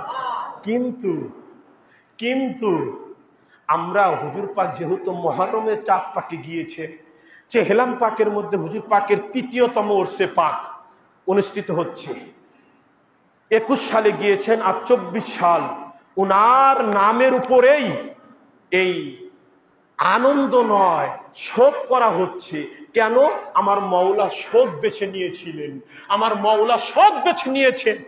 এবং গতকাল আপনারা জানেন মেদিনীপুর পাকে ওরসে পাক হয়েছে। বর্তমান জামানার বাদশাহ মাওলা দেখেন, উনিও মাওলাকে, উনিও হুসাইনকে, উনিও বড় মালিক পাককে কতটা মানেন, কতটা মানেন, কতটা জরুরি। হুজুর পাকরা মেদিনীপুর ওরসে পাকে দেখবেন, জিনারা সাজ্জাদা নশীন হন, জামানার গৌস থাকেন, মালিক থাকেন, রাহবার থাকেন, ইমাম থাকেন, তারা কিন্তু খিলকা অর্থাৎ আবা যেটাকে বলা হয়, আবা, আবা আপনারা দৌলতদিয়া পাকে দেখেন নাই? আবা, ওই আবা পরে আসেন। কিন্তু গতকালে আমার মাওলা আবা পরেন নাই। আমার মাওলা বলেছে এটা তো শোকের মাস, আর হুজুর পাক তো শোক করে গিয়েছেন। উনি আবা পড়েন নাই, উনি সাদা মাথা হয়ে ওরসে পাক উদযাপন করেছেন, মাওলাকে স্মরণ করেছেন, মাওলা হুসাইনকে স্মরণ করেছেন এবং নিজে উনি পরাপাক করে মাওলার নামের উপরে উৎসর্গ করেছেন। বলেন সুবহানাল্লাহ। বড় হুজুর পাক যখন মুনাজাত করতেন মজলিস পাকে, উনি একটা কথা বারবার বলতেন, আমার রহমত गुलामों को या रब गमे हुसैन करते रहे आठों पहर मातामे हुसैन। শুধু মাওলা পাক বড় হুজুর পাক শুধু এই মুনাজাতটাই করতেন। কেন করতেন? ওমর হামাদ গুলামো কো ইয়া রব গমে হুসাইন, হে রব, হে সৃষ্টিকর্তা পালনকর্তা, হুসাইনের গমের উপরে, হুসাইনের গামের উপরে আমাকে রেখো, আর যে হুসাইনের নামের উপরে থাকবে আল্লাহর পক্ষ থেকে তার উপরে রহমত বর্ষিত হতে থাকবে। এবং আঠু পাহার মাতামে হুসাইন, 24 ঘন্টা পুরা জিন্দেগি যেন আমি হুসাইনের জন্য কাটাই দিতে পারি। বলেন সুবহান। এই জন্য আল্লাহ বলেছে, কোরআনে কোথায় আল্লাহ বলেন নাই আমি নবী, কোরআনে কোথায় আল্লাহ বলেন নাই আমি ইমাম, কোরআনে কোথায় আল্লাহ বলেন নাই আমি রিসালাত, কিন্তু আল্লাহ কোরআনে বলেছেন আমি ওলি। বলেন সুবহানাল্লাহ। আল্লাহ কোরআনে নিজে বলেছেন আমি ওলি। বলেন সুবহানাল্লাহ। জাতে ওলি আল্লাহ আর সিফাতে ওলি মাওলায়ে আলী। বলেন সুবহানাল্লাহ। জাতে ওলি আল্লাহ আর সিফাতে ওলি হযরত সৈয়দ শাহ রশিদ আলীউল কাদরি। বলেন সুবহান। কারণ উনারা আল্লাহর জাত, আল্লাহর জাত। আল্লাহ তাআলা বলেছে যে আমি পৃথিবী শুরু করেছি ওলি দিয়ে, তারপর বানিয়েছি আদম, ইন্নী জাইলুন ফিল আরদি খলিফা। ওলি থেকে হয়েছে খলিফা, ওলি থেকে খলিফার পরে হয়েছে নবী, নবীর পরে হয়েছে রিসালাত, রিসালাতের পরে হয়েছে ইমাম। কিয়ামতের আগে এই নবীর যুগ আছে, নবী আর আসবে? নবী চলে গেছে, নবী চলে গেছে, রিসালাত চলে গেছে, আল্লাহর খলিফা চলে গেছে, ইমামত চলে যাবে। কিন্তু আল্লাহ যে ওলি বলেছেন, আল্লাহ যে নিজে ওলি হয়েছেন, আল্লাহ যে জাতে ওলি সিফাতে ওলি বানিয়েছেন, কিয়ামত পর্যন্ত সব উঠে যাবে, কিন্তু ওলি উঠবে, ওলি উঠবে না। এই জন্য বলা হয়েছে কাল হাসর, নাসর, মিজান, পুলসিরাত সবকিছু হবে আহলে বায়েত পাকের সাথে। বলেন সুবহান। সবকিছু হবে কিসের সাথে? আহলে বায়েত পাকের সাথে। অনেকেই বলে এরা আহলে বায়েত পাক পড়ে, নামাজ পড়ে না, রোজা রাখে না, হজ করে না, যাকাত দেয় না, সত্য কথা বলে না, ঠিক মতো চলে না। বলে কিনা? কথা বলেন, বলে কিনা? আহলে বায়েত পাকের মোহাব্বত উনাদের মানা হচ্ছে ঈমান। কথা বুঝেন আমার? আহলে বায়েত পাক মানা হচ্ছে কি? ঈমান। আর নামাজ পড়া হচ্ছে আমল। আমল বড় না ঈমান বড়? কথা বলেন, আমল বড় না ঈমান বড়? ঈমান বড়। আগে ঈমান আনো। তোমার নামাজ ততক্ষণ পর্যন্ত হবে না যতক্ষণ পর্যন্ত হুজুর পাকের চেহারা, হুজুর পাকের ইমাম, হুজুর পাকের বারজাক, হুজুর পাকের কদম তোমার কাছে না আসবে। তোমার কাছে জেনে রাখেন, আপনার নামাজ হবে। আপনি যতক্ষণ হুজুর পাকের আনতে পারবেন না, আপনার নামাজ কবুল হবে। এবার আমি একটা উদাহরণ দেই, আপনারা এই ঘটনা সবাই জানেন। মাওলা আলী মুশকিল কুশা, উনার এই রান মুবারকের উপরে আল্লাহ রাসূল একটু বিশ্রাম নিতে গিয়েছিল। কথা বলেন, এই ঘটনা তো জানেন। আল্লাহ রাসূল বিশ্রাম নিতে গিয়েছিল, বিশ্রামও নিয়েছেন, উনি ঘুমিয়ে পড়েছেন। আসরের রক্ত, কিসের রক্ত? আসর রক্ত, নামাজ কাজা হয়ে যাচ্ছে। আল্লাহর হুকুম নামাজ পড়ো, আর নবীর হুকুম নবীকে কষ্ট দিও। কথা বলেন, নবীকে কষ্ট দিও না। তাহলে আপনি কোনটা এখন করবেন? মাওলার দ্বিধার মধ্যে আল্লাহ ফেলে দিছে। মওলা আলীকে আল্লাহ পরীক্ষা করে দেখাই দিলেন, শিক্ষা নাও। এটা শুধু ঘটনা না, এটা থেকে শিক্ষা নাও যে আল্লাহর হুকুমের থেকেও বড় হুকুম হচ্ছে নবীর মোহাব্বত। নবীর কষ্ট যেন না হয়। আল্লাহর হুকুম স্টপ হয়ে যাবে, আল্লাহর হুকুম থেমে যাবে, কিন্তু আহলে বাইত পাকের হুকুম থামবে না, চলতে থাকবে। বলেন সুবহানাল্লাহ। এই জন্য বলছে উনাদের ঘর, সূরা নূরের মধ্যে বলেছে উনাদের ঘর নবীদের ঘরের থেকেও উত্তম। ওলি আল্লাহর ঘর 4 নম্বর পাক কার ঘর? হুজুর পাকের ঘর না? আচ্ছা, মেদিনীপুর ওটা যে ডায়রা পাক বলে, ওটা কার ঘর? হুজুর পাকের ঘর না? ওনারা ওখানে থেকেছেন। আচ্ছা, এই যে এখানে হুজুর পাকের ঘর আছে না এখানকা পাকে? আচ্ছা, ঢাকা হুজুর পাকের ঘর আছে না? আচ্ছা, সব খানকা পাকে মসজিদ পাকের সাথে হুজুর পাকের ঘর আছে না? বলা হয়েছে যে সূরা নূরের মধ্যে যে নবীরা যেই ঘরে বসবাস করত ওই ঘরকে আল্লাহ দামি বলেছেন। কেন দামি বলেছেন? নবীরা ওই ঘরে জন্ম নিয়েছেন বা বসবাস করেছেন বা থেকেছেন বা উঠা বসা করেছেন, এই জন্য ওর ঘর দামি। আল্লাহ পাক বলেছেন নবীদের ঘরের থেকেও বেশি দামি হচ্ছে আওলাদে রাসূলের ঘর। কথা বলেন, কাদের ঘর? এই ঘরে যে এসে বসেছেন, এই ঘর, এই খানকা নবীদের ঘরের থেকে উত্তম। ভাই, কোন জায়গায় এসে বসেছেন জানেন একবার? এখানে গওস পাকের নেওয়াজ পাক আছে। কথা বলেন সুবহানাল্লাহ। এই গিলাপ পাক মানে গওস পাকের তাবারক। এই গিলাপ পাক মানে গওস পাকের, কথা বলেন, এই যে আপনার আমরা তাবারক খাই না, এই মেদিনীপুরের তাবারক আসছে, যাও আদবের সাথে। আপনাদের এখানে মওলা পাক বাগদাদ থেকে তাবারক এনে রেখেছেন। এই তাবারক যে যত তাজিম করবে, এই তাবারক যে যত সম্মান করবে, তার গুনাহ খাতা তত মাফ হতে থাকবে। এটা বাগদাদের তাবারক রাখা আছে এখানে, বাগদাদের তাবারক। বলেন সুবহানাল্লাহ। এবং এই ঘর, এই খানকা, ওনাদের ঘর নবীদের ঘরের থেকেও উত্তম বলা হয়েছে।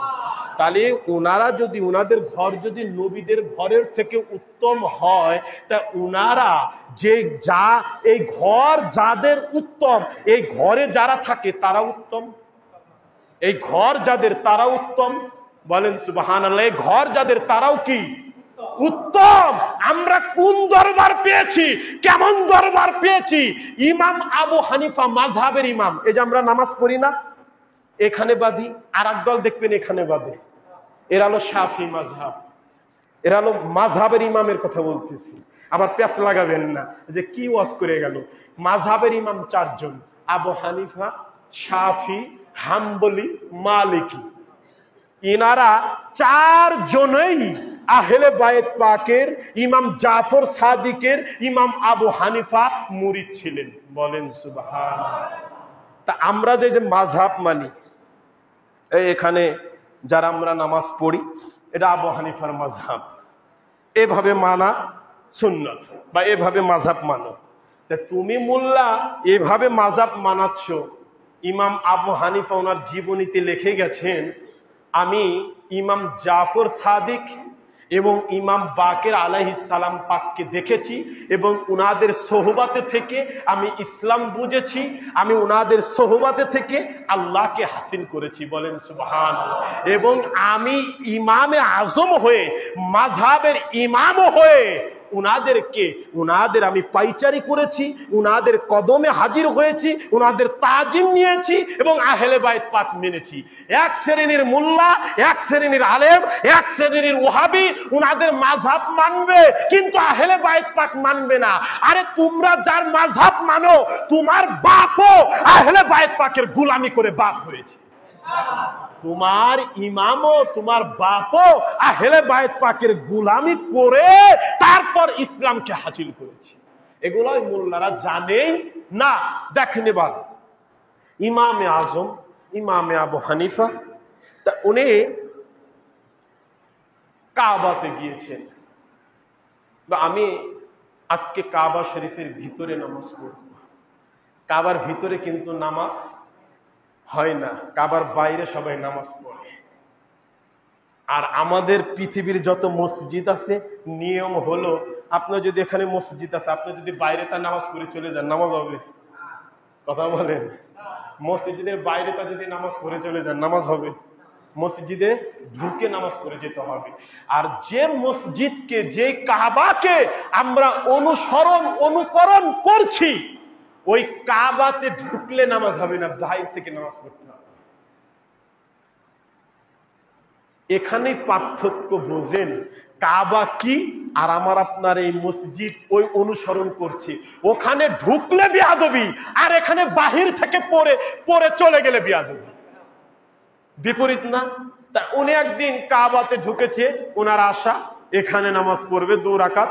এখন উনি ঢুকে বলতেছে, এতদিন তো বাইরে থেকে নামাজ পড়েছি কাবাকে কিবলা বানিয়ে, আজকে যে কাবার মধ্যে ঢুকে নামাজ পড়বো, কেবলা কাকে বানাবো? কেবলা কাকে বানাবো? উনি চোখ বন্ধ করে হিমশিম খাচ্ছেন। চোখ খুলে দেখেন রাসূলে পাক হাজী, বলছে আমাকে তুমি কেবলা বানিয়ে নামাজ পড়ো। বলেন সুবহানাল্লাহ। কি সাবেত হয় এটা থেকে? কি প্রমাণ হয় এটা থেকে? কি সাবেত করবেন এটা থেকে? আমি আপনি যতই কেবলা বানিয়ে নামাজ পড়ি, আসল কেবলাকে আগে হাজির করাইতে হবে। আপনার পীর ও মুর্শিদকে সামনে করতে হবে আগে, তারপর আপনাকে ওই কেবলা কাবাকে করতে হবে তার পিছনে। যদি আপনি এই কাবাকে সামনে করতে পারেন, তো আপনার সেজদা পড়বে পীর ও মুর্শিদের কদমে, আর উনারই কদম আল্লাহর কদম।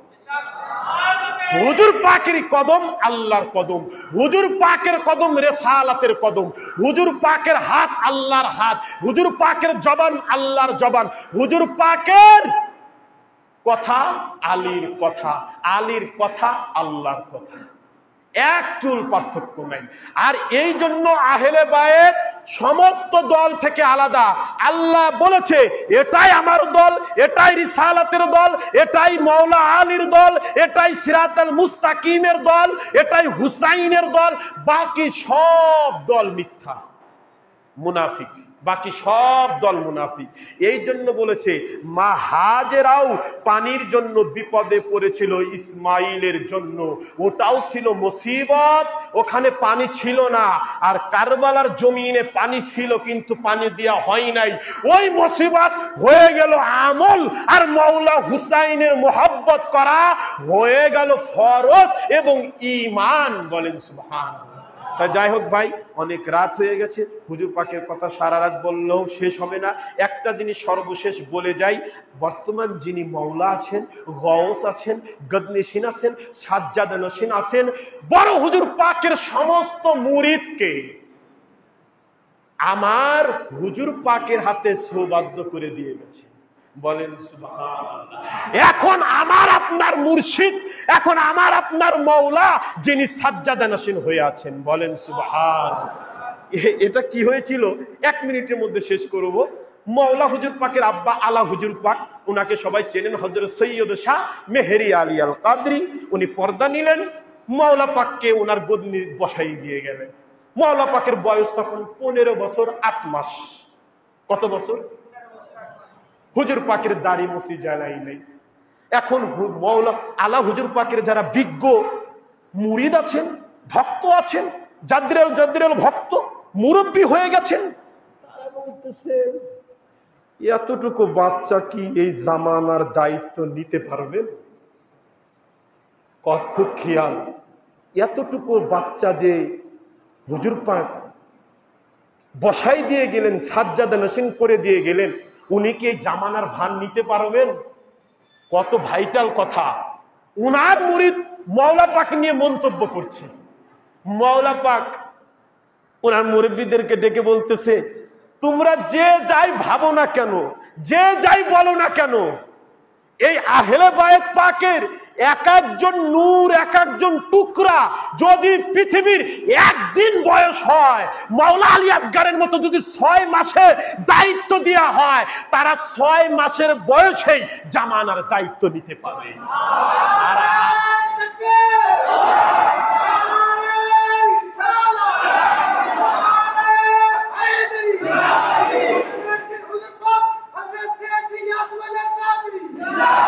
এবং বর্তমান মালিক পাককে অন্য চোখে দেখার কোনো অবকাশ নেই।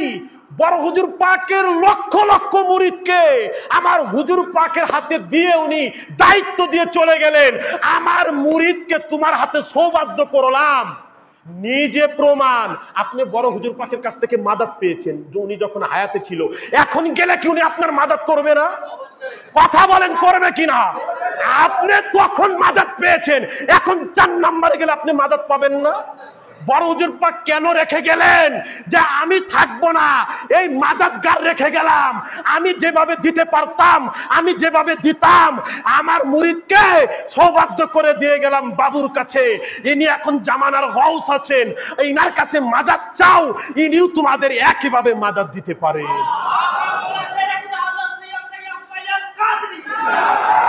একটা কথা আর একটা বলে দিয়ে যাই, শেষ কথা আমার। যখন মাওলা পাক ওনার মুরিদকে ডাকলেন, আলা হুজুর পাকের মুরিদকে, আব্বা জানের, এদিকে আসেন ভাই, বললেন যে হুজুর পাক বলেন আপনি আব্বা জানের হিস্টোরি লিখবেন, দেখবেন হুজুর পাকদের জীবনী পাক আছে না, তো ওনার উপরে দায়িত্ব দেওয়া হলো যে আব্বা জানের জীবনী পাক লিখবেন। তা উনি হিমশিম খাইলেন। আপনি আব্বা জানের বাল্যকাল থেকে দেখেছেন, আব্বা জানের উঠা বসা, খাওয়া দাওয়া, চলা ফেরা, নামাজ কালাম সবকিছু আপনি আব্বা জানের সাথে থেকে দেখেছেন। আপনি আব্বা জানের জীবনী পাক এই জন্য লিখবেন যে পরের প্রজন্ম, পরের মুরিদরা যেন আব্বা জান সম্পর্কে জানতে পারে, পরের প্রজন্ম যেন আব্বা জান সম্পর্কে কি করতে পারে, জানতে পারে। তখন উনি জীবনী পাক লেখা শুরু করলেন। 2 পাতা লেখার পর মাওলা পাকের কাছে এসে দেখাইলেন, হুজুর পাক দেখেন তো আমার কোথাও ভুল হচ্ছে কিনা, হুজুর পাকের জীবনী পাক লিখছি। তখন মাওলা পাক বললেন ভুল হচ্ছে না, কিন্তু একটা জিনিস আপনার মিস হচ্ছে। বলে ঠিক আছে আপনি লিখে যান, একটা জিনিস মিস হচ্ছে। বলে কি? যতক্ষণ আপনি জীবনী পাক লিখবেন ততক্ষণ আপনি হুসাইন পাকের নাম জপতে থাকবেন, আহলে বাইত পাকের জিকিরের উপরে থেকে উনার জীবনী পাক লিখবেন। জানেন ভাই, মাওলা পাক বলতেছে জানেন ভাই আপনি কি লিখতেছেন? মুসা কালিমুল্লাহ, তখন উদাহরণ দিয়ে বলতেছেন মাওলা পাক, মুসা কালিমুল্লাহ তুর পাহাড়ে 40 দিন আল্লাহর ইতিকাফে ছিল। কতদিন? 40 দিন। সে কিন্তু পয়গম্বর। মুসা কালিমুল্লাহর 40 দিনের ইতিকাফের যে পাওয়ার, যে ভারী এক পাল্লায়, আর আপনি আব্বা হুজুর পাকের জীবনী লিখতেছেন এক পাল্লায়। আপনি মুসা নবীর ইতিকাফ 40 দিন ইতিকাফের থেকেও আপনি আব্বা জানের যে জীবনী পাক লিখতেছেন, আপনার নেকির পাল্লা ভারী হয়ে যাবে। ভাই আমরা কিন্তু গোলাম, এই দরবারের হুজুর পাকের গোলামের ইবাদত অন্য বনি ইসরাইলের নবীর থেকেও আল্লাহর দরবারে মর্যাদাবান। বলেন সুবহান। আল্লাহর দরবারে মর্যাদাবান। এই জন্য এই দরবারের যেরকম অন্য অন্য নবীরা এই নবীর উম্মত হওয়ার জন্য কেঁদেছে, এই দরবারের মুরিদ হওয়ার জন্য, এই দরবারের গোলাম হওয়ার জন্য খাজা মঈনুদ্দিন চিশতি পর্যন্ত গৌস পাকের কাছে ভিক্ষা চেয়ে ওলিত্ব নিয়ে বাগদাদ থেকে, ইরাক থেকে হিন্দুস্তানে এসে মাওলা হুসাইনের, মাওলা গৌস পাকের ভক্ত হয়ে উনি ইসলাম প্রচার করেছেন। উনারা গোলাম হতে চেয়েছেন, ওলিত্ব চান নাই, নবী চান নাই, নবীর গোলাম হতে চেয়েছেন। আমরা যে দরবার পাকে আছি, আমরা যে গোলাম হয়ে আছি, এই গোলামের মর্যাদা বনি ইসরাইলের নবীর থেকেও বেশি, বনি ইসরাইলের নবীদের থেকেও। কারণ আমার হুজুর পাক নবীদের সরদার। বলেন সুবহানাল্লাহ। বেলায়াত, বেলায়াত নবী থেকে বেলায়াত আসে নাই। মনে রাখবেন ওলি কিন্তু নবী থেকে আসে নাই, ওলি থেকে নবী এসেছে। একটু আগে বললাম, আগে কিন্তু ওলি আল্লাহ কোরআনে কোথায় বলে নাই আমি নবী, কোরআনে কোথায় বলে নাই আমি রিসালাত, কোরআনে কোথায় বলে নাই। আল্লাহ এটা বলেছে আল্লাহু ওয়ালিয়্যুল লাযীনা আমানু ইখরিজুহুম মিনাজ যুলুমাতি ইলান নূর আল্লাহু ওয়ালিয়্যুল মুমিনিন। আল্লাহ বারবার বলেছে আমি ওলি, আমি জাতে ওলি, সিফাতে ওলি হচ্ছে আলী। বলেন সুবহানাল্লাহ। আলী থেকে রিসালাত, আগে ওলি প্রকাশ পেয়েছে, তারপর খলিফা, তারপরে নবুয়ত, তারপরে রিসালাত, তারপরে বেলায়াত, তারপরে ইমামাত, কিন্তু সর্বপ্রথম ওলি থেকে বেলায়াত, নবুয়াত, রেসালাত, খলিফা সব কিছু হয়েছে ওলি থেকে। আর এই ওলি ছিল আলী। বলেন সুবহানাল্লাহ। আলী থেকে সবকিছুর ধারা, সবকিছুর সূচনা, সৃষ্টি, কায়নাত। এই জন্য আলীওয়ালা নূর, আল্লাহর ওলিত্ব নূর, আল্লাহর নূর, পাক পাঞ্জাতুনের নূর, সমস্ত পয়গম্বর তাজিম করে নবুয়ত নবী হয়েছে। বলেন সুবহানাল্লাহ। আল্লাহ তাআলা যেন আমাদের সদা সর্বদা সকলকে এই দরবারের গোলাম হন, ভাই গোলাম হন, গোলাম হন, তাকওয়া অর্জন করেন। এমন তাকওয়া এই দরবারের, ভাই গোসল করলেই পাক, ওযু করলেই পাক। এই পাক পাক না, আহলে বাইত পাকের মোহাব্বতই সবচেয়ে বড় পাক। বলেন সুবহানাল্লাহ। তা হুজুর পাকের খাদেমের পাশ দিয়ে একটা কুকুর যাচ্ছে। মাসলায় আছে, কুকুরের গাও যদি শুকনা থাকে, কুকুর যদি আমার গায়ে লাগে, তাহলে আপনার গোসল করতে, এটা হলো মাসলার কথা বলতেছি। কিন্তু কুকুরের গা যদি ভিজা থাকে, বৃষ্টিতে ভিজছে বা পুকুরে গোসল করে আসছে, ওই পানি যদি লাগে তাহলে ওইটা না পাক। কিন্তু কুকুরের গা যদি শুকনা থাকে, জায়েজ কি জানেন? সর্ব নিচের স্তর, মানে এটা জায়েজ, এই পর্যন্ত ঠিক রাখা হয়েছে, এটা করলে জায়েজ হবে। হুজুর পাকরা এই দরবার, এই আহলে বায়েত, উনাদেরকে এমনি পবিত্র বলা হয় নাই, উনারা জায়েজের উপরে যেটা, তাকওয়ার উপরে যেটা, ওটাকে সব সময় মেনে চলেন। বলেন সুবহানাল্লাহ। এক খাদেমের পাশ দিয়ে কুকুর গেল, হুজুর পাক দেখে ফেলল। হুজুর পাক ডেকে বলল, আগে গোসল করে আসো। তার কিন্তু গোসলটা জায়েজ ছিল না, কারণ কুকুর তো তার লাগেই নাই, পাশ দিয়ে গেছে। হুজুর পাক কি বলছে? গোসল করো, যতই পাশ দিয়ে যাক। এটা হচ্ছে এই দরবারের তাকওয়া। আমরা যে জামা পরে, পোশাক পরে হুজুর পাকের কাছে জিয়ারত নেই, ওই পোশাক আর পরি না, বাড়ি এসে আগে ধৌত করি, তারপর পরি। এটা হচ্ছে দরবারের তাকওয়া। আমরা যে জামা পরে মাজার পাকে হাজির হই, ওই জামা পরে আর বাজারে যাব না। রুমে এসে ওই জামা খুলে প্যাকেট করে অন্য জামা পরে বাজার করে চলে আসবো, ওই জামা বাংলাদেশে এসে আগে খেচে দেব। এটা হচ্ছে দরবারের তাকওয়া। এই তাকওয়া যে যত মেনে চলবে, সে তত বেশি হুজুর পাকের গোলামির দিকে আগায়া যাবে। তাকওয়া মানবেন না, আপনার জায়গা আপনি পড়ে থাকবেন পরিষ্কার। যে যত আদব, যে যত তাকওয়া মেনে চলবেন, হাত ধুলে হয়। এখানে হাজির হয়েছি, অনেকেই চলে যায়, অনেক কিছু ধরতেছি। এখানে হাজির হওয়ার পর আগে হাত ধুয়ে নিতে হবে ওযুখানায় গিয়ে। আপনি এই জায়গাকে কি কম মনে করেন? তাবারক, ওনারা হাজির আছেন, আমরা এই জায়গা থেকে উঠে যে বিভিন্ন জায়গায়, দেখেন আমাদের কাজটা কোথায়। তাকওয়াটা কি বলছে? জায়েজের উপরে তাকওয়া, তাকওয়ার উপরে হুজুর পাকরা চলেন। এই ওনাদের এই তাকওয়ার উপরে চলা যে মুরিদ চলতে পারবে, তখন হুজুর পাকে তার কলবে বশির ছিপের মধ্যে, টোনের মধ্যে টিপ মারবে, টিপ মারবে। আর সে আর হুজুর পাক বুঝতে পারবে মেদিনীপুর থেকে আমার মিস কল দিছে, ডাইরেক্ট কল আগেই বাজে নাই। ভাই আশেক আর মাশুকের খেলা অনেক মজার ব্যাপার। যখন টুকা মারবে, আপনি আর হুজুর পাক বুঝতে পারবেন আমাকে উনি ডাকতেছে, তখন আপনার মেদিনীপুর যেতে হবে না, আপনার কলবের মধ্যে হুজুর পাক হাজির থাকবেন। কারণ দেহটাই হচ্ছে কাবা, দেহটাই হচ্ছে কিবলা, দেহটাই হচ্ছে হুজুর পাক, দেহটাই হচ্ছে আল্লাহ। কি বলেছে? আমি কাবাতে থাকি না, আমি মুমিনের কলবে আমার ঘর। তাই আল্লাহ কোথায়ও নাই, হুজুর পাক কোথায়ও নাই, হুজুর পাক আছে তার ভক্তের কলবের মধ্যে। ভক্তের, কিন্তু ভক্ত হতে পারি, জীবন ভরে সিন্নি খেয়ে গেলাম, জীবন ভরে এগারি শরীফ হয়ে গেলাম, জীবন ভরে মেদিনীপুর গিয়ে গেলাম, কিন্তু হুজুর পাকের তাকওয়া কিভাবে অর্জন করে উনাকে হাসিল করব, এই রাস্তা পেলাম না, বুঝলামও না। আসসালামু আলাইকুম ওয়া রাহমাতুল্লাহি ওয়া বারাকাতুহু। আমা আলাইনা ইল্লাল বালাগ। সবাই ভালো থাকবেন, আমার জন্য দোয়া করবেন, আমি আপনাদের জন্য দোয়া করব। আল্লাহ তাআলা যেন এই আহলে বাইত পাকের দামান, খুঁটি, ছায়া, এর নিচে আমাদের সবারই থাকার তৌফিক দান করুক। আসসালামু আলাইকুম ওয়া রাহমাতুল্লাহ।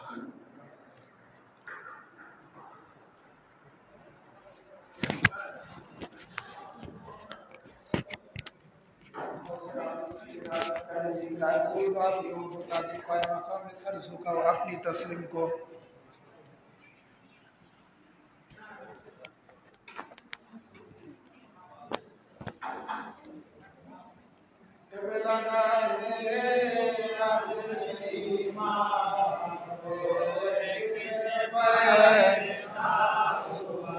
काबे का काबा मदीने का राजदारे ज़ात रब्बुल आलमीन पैदा हुआ कंज़ मगफ़ी या इलाही काम खानाए खातून जन्नत में बकौले नशक आज अरश के कुर्सी नशी का जानशी यादगारे अहल बैतो वारिसे आले अबा जानशीन शाह खत्मुल मुरसलीन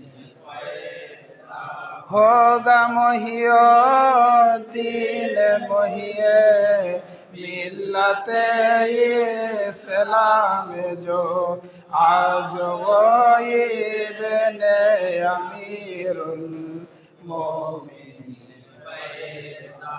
जर्राए जाके अली अल क़ादिरी चमक जर्राए रोशन अली अल क़ादिरी चमक जर्राए तुफ़ाइल अली अल क़ादिरी चमक जर्राए मेहर अली अल क़ादिरी चमक जर्राए मुर्शिद अली अल क़ादिरी जर्राए इरशाद अली अल क़ादिरी जर्राए मुस्तरशिद अली अल क़ादिरी जर्राए रशीद अली अल क़ादिरी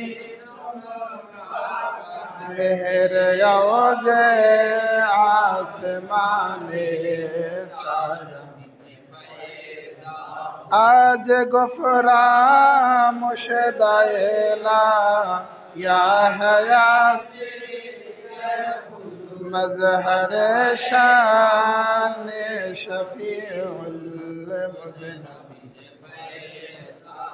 अस्सलाम अलैकुम आज़म अस्सलाम अलैकुम लोम अस्सलाम फ़ाखिर सलावतुल्लाह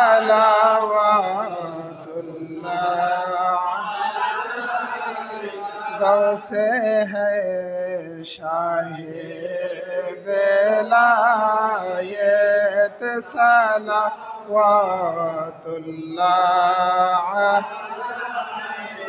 गौसे है बहर हकीकत सलावतुल्लाह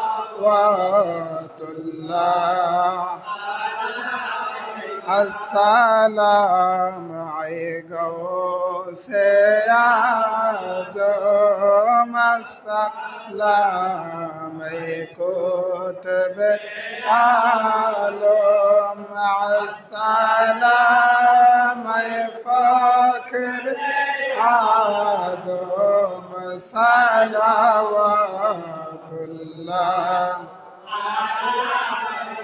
ऐ ज़मीले ज़ारो नाला हिंदे में अज़मा से शान उस पर हो चश्मे इनायत सलावतुल्लाह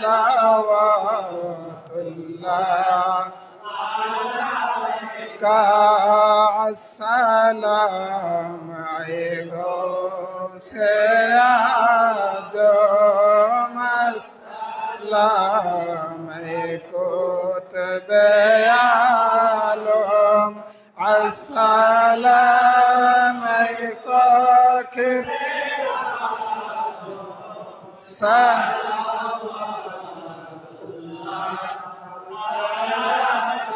या नबी सलाम अलैका या रसूल सलाम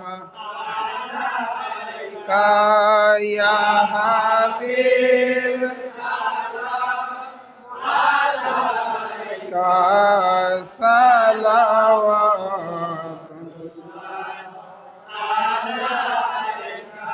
আমরা যে গুনাহগার সকলে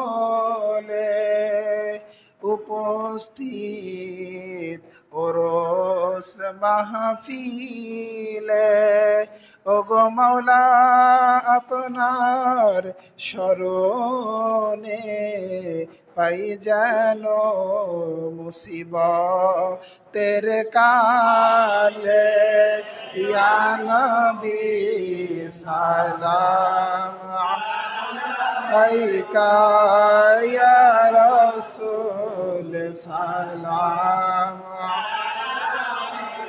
ইয়া হাবিব সালাম আলাইকা সালাওয়াতুল্লাহ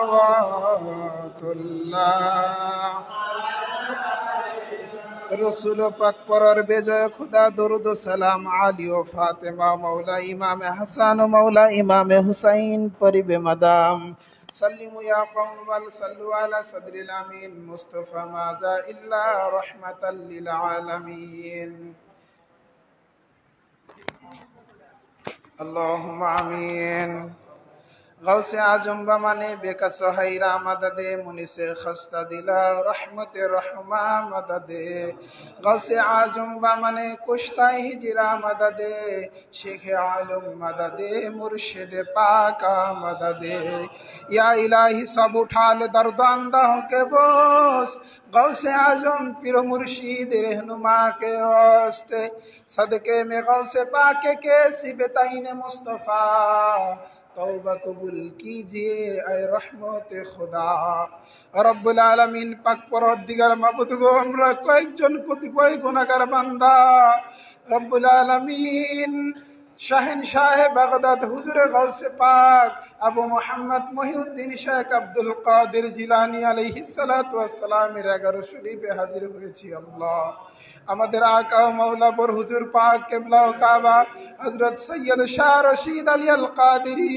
আল হাসাইনি ওয়াল হুসাইনি আলাইহিস সালাতু ওয়াস সালামের উরুস পাকে হাজির হয়ে মাওলা গো যা কিছু তেলাওয়াত করেছি আল্লাহ মাওলা গো সকাল থেকে যা কিছু পড়েছি মাওলা রব্বুল আলামিন তোমার শাহী দরবারে কবুল আর মঞ্জুর করিয়া নাও ও মাওলা যদি কোনো ভুল বিয়াদবি হয়ে থাকে যদি চলাফেরায় আচার ব্যবহারের মাধ্যমে যদি কোনো ভুল বিয়াদবি হয়ে থাকে মালিক গো অনেক রাত্রি যাপন করে মাওলা ওরস পাক করে তোমার শাহী দরবারে দুইখানা হাত বাড়িয়ে দিয়েছি আল্লাহ মাওলা গো মসজিদে খানকাহে কাদেরিয়ার মধ্যে তাকিয়ে দেখো অনেক সাদা দাড়ি পাকা মুরব্বী বাবারা তোমার দিকে দুইখানা হাত বাড়িয়ে দিয়েছে জোয়ান বাবারা হাত বাড়াইছে যুবক ভাইয়েরা হাত বাড়িয়ে দিয়েছে ছোট্ট ছোট্ট মাসুম বাচ্চাদের নিয়ে গিলাপ পাককে সামনে রেখে আমি গুনাহগার দুইখানা হাত বাড়িয়ে দিয়েছি